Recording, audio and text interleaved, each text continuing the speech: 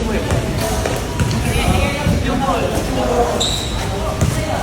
分勝手でしたね。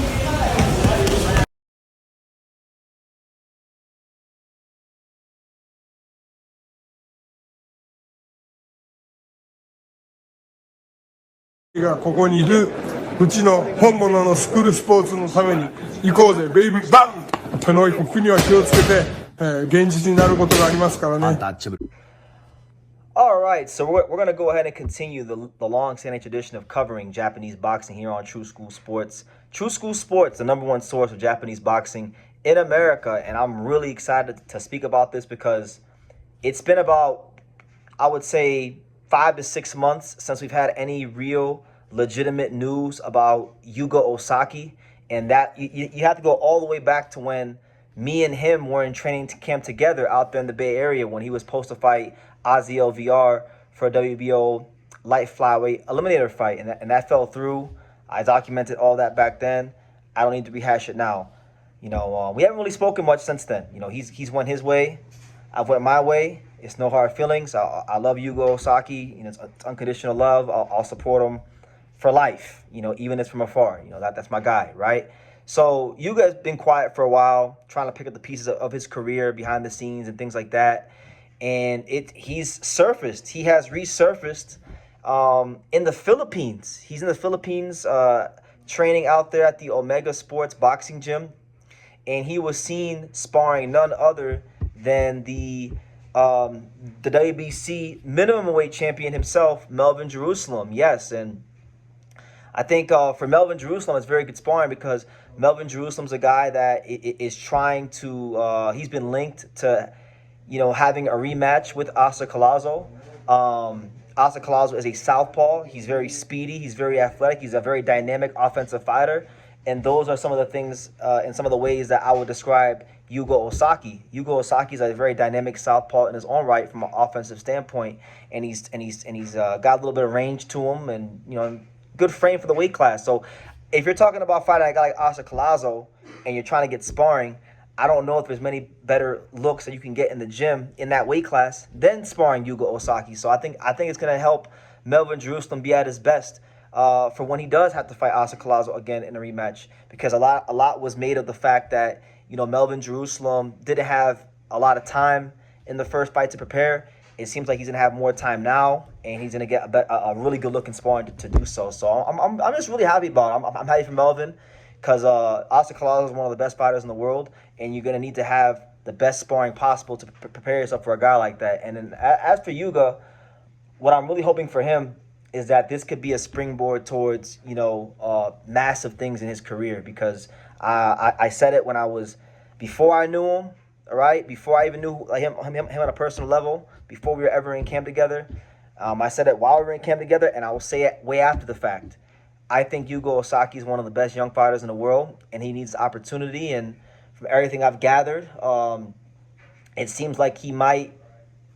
Who knows what he'll do? I'm not even sure what his current promotional status is, but maybe he signs with Treasure Boxing Promotions. I saw that he had dinner with Masayuki Ito, the former super featherweight champion of the world. Maybe it could just be as friends. Who knows? But maybe it's about business as well. I don't know.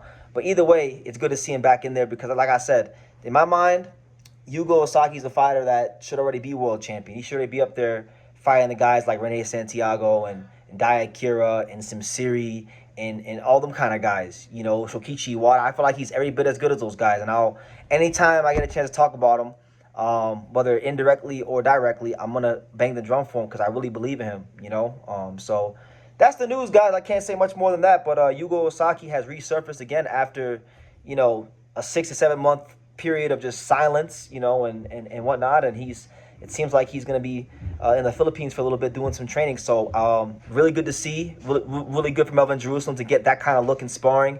If Melvin Jerusalem is going to pursue a fight with Collazo, like I said, there's not much better sparring that you're going to find than Yuga Ozaki. He's a very athletic, very fast, dynamic, offensive southpaw with good range. And in that weight class, like I said, you're not going to do much better than him. And my thing is this.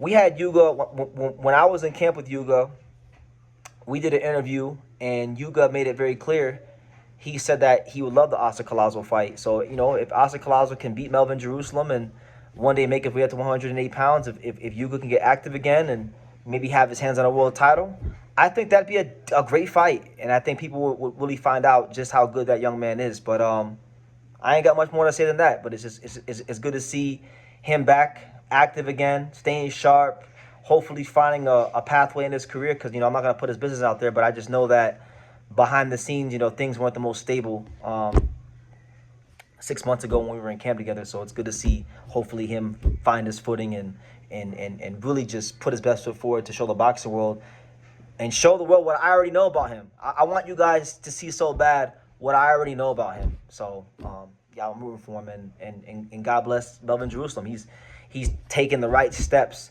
to get ready for a damn good fighter, Oscar Collazo. And look, I've been very... I've been critical about Oscar Collazo because I want to see him fight Pedro Tajuran.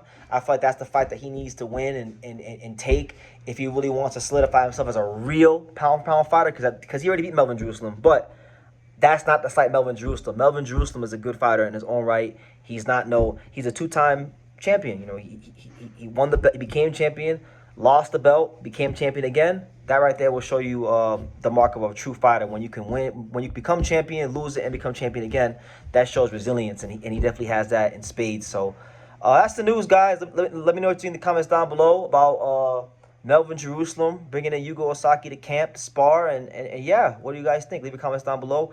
Make sure you guys take the time to subscribe, and like I say in every single one of these videos, you can love me or you can hate me, but I'm just a kid from Daniel. So until next time, take care, guys. You want to say hello? Say hello. Can you say hi, boxing world? Hi, boxing world. Can you say true school sports? Truth? Oh. Can you say true school sports? Say true school sports. Can you say the untouchable? Can you say the home of boxing? The home of boxing.